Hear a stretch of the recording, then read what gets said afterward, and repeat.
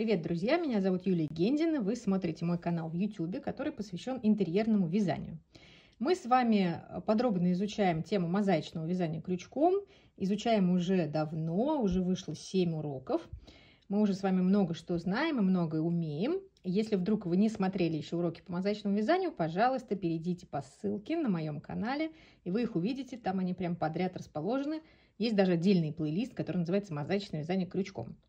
Итак, в этом уроке я хочу вас познакомить с семейством сов. Вот здесь вы видите на рисунке, это настоящее получилось семейство. Будем считать, что это папа, мама, сын и дочь. Или наоборот, дочь и сын, это уж вы сами решите, как вам больше нравится. Как появились эти совы? Я давно хотела какое-нибудь животное ввести в мозаику в свою. Не очень хотелось вводить прям что-то детское, потому что я все-таки за взрослое интерьерное вязание. Поэтому я выбрала сову. И дальше вот здесь, собственно, показаны мои эксперименты над этим животным несчастным, потому что сначала у меня сова получилась вот такая. Мне показалось, что она немножко смахивает на поросенка из-за вот этих вот лап. Потом я решила сделать у нее лапы вот такой формы, так мне понравилось больше. Сделала ее чуть поуже, постройнее, и, видимо, это получилось как раз мама. Глаза у нее, видите, тоже немножко отличаются. Вот у папы глаза побольше, мамы поменьше. А дальше мне для других целей нужно было сделать еще поменьше совы, чтобы их уложить в вязание из центра. Отсюда взялись вот эти две совушки, назовем их так. Одна, причем вот тут с более острыми ушами, другая без. Это вот совсем поуже, да, как будто в штанах немножко вот здесь вот. Это чуть пошире. В общем, получилось такое семейство сов, которые я вам предлагаю использовать для самых разных целей. Конечно, размер полотна зависит от пряжи, которую вы используете. Это вафельные мозаичные узоры, то есть здесь довольно много столбиков с накидом, поэтому размер этих сов будет совершенно разный в зависимости от пряжи, которую вы будете использовать. Вот я провела несколько экспериментов, хочу с вами ими поделиться. Еще мы сегодня рассмотрим, собственно, сами схемы. И самое главное, в описании к этому видео вы найдете ссылку на Google таблицу. И в этой Google таблице я собрала для вас все, что вам понадобится по этим совам. Но я расскажу об этом чуть позже, а сейчас давайте посмотрим на полотно. Вот для примера я связала прямое полотно, то есть с бахромой, лицевое вязание мозаичное. И взяла вот эту вот сову, чтобы вы посмотрели, как она выглядит в полотне. Я вязала из пряжи Alize Burkum 210 метров на 100 грамм, крючком 5,5, то есть это довольно крупное вязание. И здесь как раз вот этот маленький вариант совы мне идеально подошел. Я вот посмотрю сейчас на этот образец и думаю, что плед именно из таких маленьких сов будет отлично смотреться. А вот вам для сравнения, сейчас я вам покажу мой эксперимент вязания из центра. Сейчас, чтобы было видно. Сейчас немножко камеру вверх подниму, чтобы вы могли лицезреть. Это мозаика из центра, мы с вами ее изучали уже в предыдущих уроках. И здесь я расположила больших сов. Это вот эта вот самая большая сова. Но у нее... Слушайте, или это маленькая? Сейчас я посмотрю. Слушайте, это маленькая, это вот мамаша.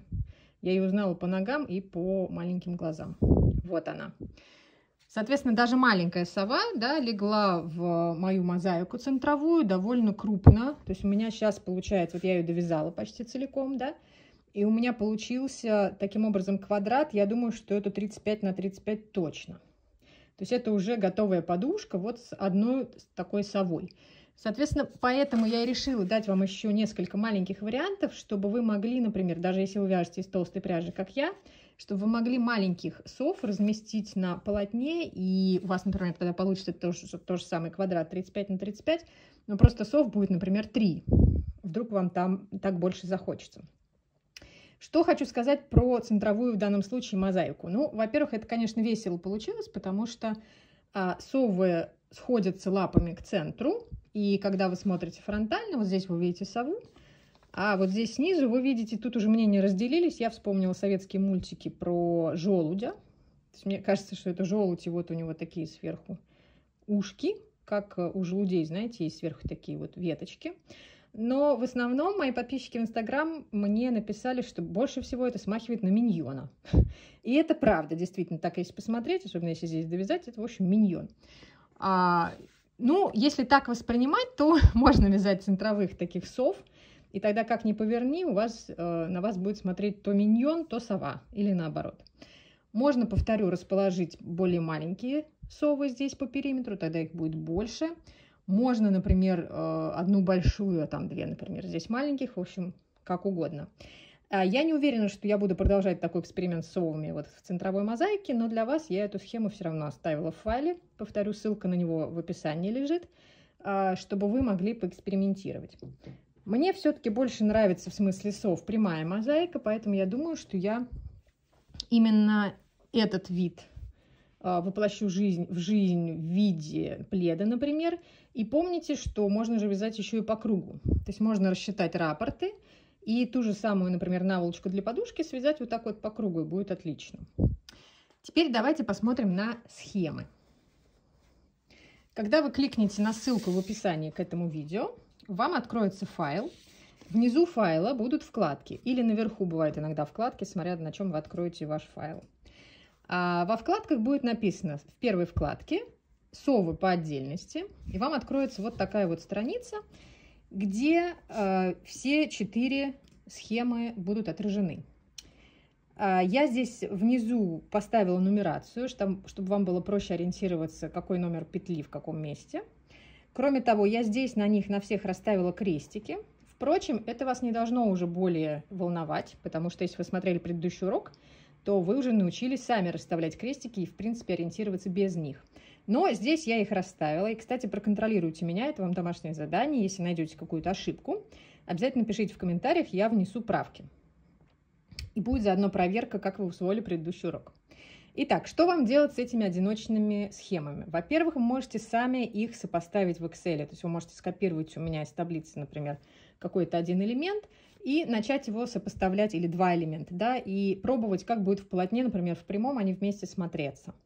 Да, то есть можно связать, например, плед, чередуя там большую и меньшую сову, или расставить их как-то в шахматном порядке, должно быть интересно. То есть я сделала именно такой лист для того, чтобы вы сами могли творчески подойти к процессу компоновки.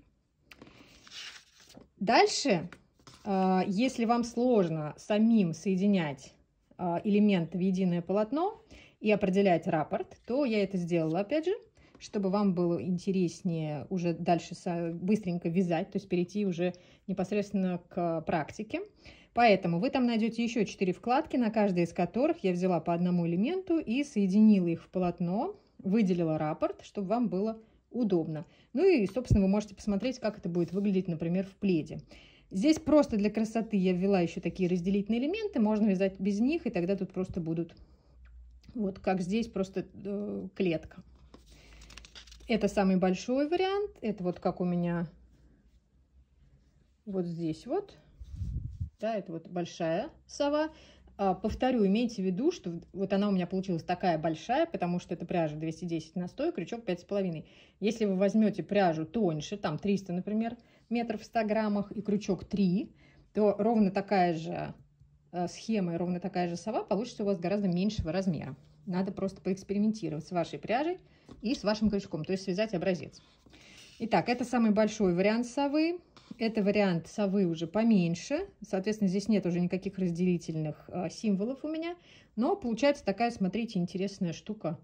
Такой зигзаг между ними. Опять же, если вы умеете работать в Excel, вы можете сами немножко их там сдвигать, да, чтобы они у вас, например, были не в полоску, а в шахматном порядке. То есть это как вам захочется. Здесь крестиков нет, но имеется в виду, что если вам без крестиков тяжело, вы всегда можете смотреть на этот лист, где крестики я расставила. Или же рекомендую посмотреть предыдущий урок, где я объясняю, как эти крестики расставлять. Будет для вас хорошая практика. Ну и, конечно, вариант с размещением маленьких сов. Мне он нравится гораздо больше. Сами совы не менее выразительные. Особенно у этой мне нравится такая вот мини-корона. Вот. И вот такой вариант мне прямо очень интересно было бы посмотреть в полотне. И еще один вариант со второй маленькой совой. Дальше на последней странице вы найдете экспериментальную вкладку. Я ее сейчас вам покажу поближе. Это центровая мозаика. Почему вкладка экспериментальная? Потому что я связала пока только один вариант, вот этот вот. Я вам его показывала, и у меня там уместилась только одна вот эта вот сова. Мне хотелось бы попробовать еще такой же вариант вот с маленькими совами. Я его нарисовала, но его нужно провязать. Я не провязывала, поэтому интересно будет посмотреть, если вы возьметесь продолжить мой эксперимент и покажете потом, что у вас получилось. Что нужно понимать? Для центральной мозаики, чтобы уложить четко этих сов, чтобы не было нигде пробелов, чтобы все было красиво, я где-то немножко видоизменяла их тело, как бы это ни звучало. В общем, я добавляла к телу, вот в отличие, вы можете потом, если присмотритесь, найдете некоторые отличия. То есть, если здесь, например,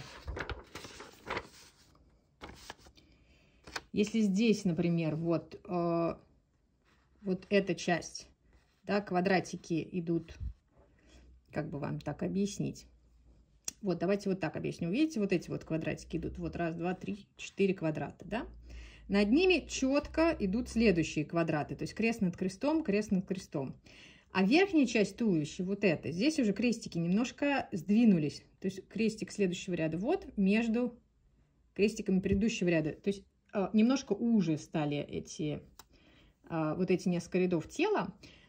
Соответственно, для того, чтобы уложить эту схему в угловую, мне нужно было, наоборот, их чуть расширить, потому что иначе бы оставались места не заполненные. Объясняю сложно, на деле просто. Если кто-то уже себя чувствует более уверенно в мозаике, я думаю, что вам будет интересен этот эксперимент. Повторю, вот эта схема рабочая, в смысле я по ней вязала. Эта схема сырая, я ее еще не пробовала, ее нужно еще проработать, протестировать и провязать. Я ее оставлю в этом файле, который здесь есть, ссылка в описании, но имейте в виду, что он сырой. То есть надо прям протестировать. Буду очень рада вашим комментариям, буду очень рада, если вы попробуете всех сов. Интересно будет посмотреть, как вы будете подбирать пряжу, потому что вот здесь вот, например, я вязала из секционно окрашенной пряжи, но это не очень видно, потому что я просто не дошла до секции других цветов. Это вот этот номер 3379, который Ализе Буркум батик, да. То есть здесь у меня в этих совах получился только коричневый и фиолетовые оттенки.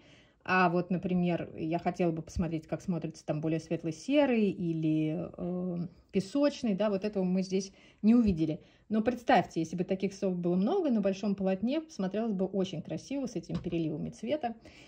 Вот. Захотите ли вы использовать центральную мозаику, или захотите прямую, или будете вязать по кругу, будете совмещать сов разного размера, или будете их сочетать одних и тех же.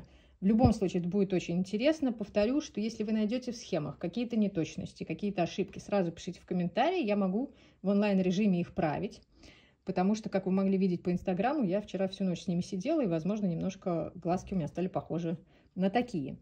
Ну и, конечно, как только что-то у вас получится, присылайте в любом удобном формате, посмотрим на фотографии, пишите мне в директ в Инстаграме или пишите на почту, все контактные данные есть на сайте на моем. Давайте устроим целую совиную ферму и посмотрим, как она ляжет в мозаику. Спасибо вам большое, будьте здоровы, жду ваших вопросов.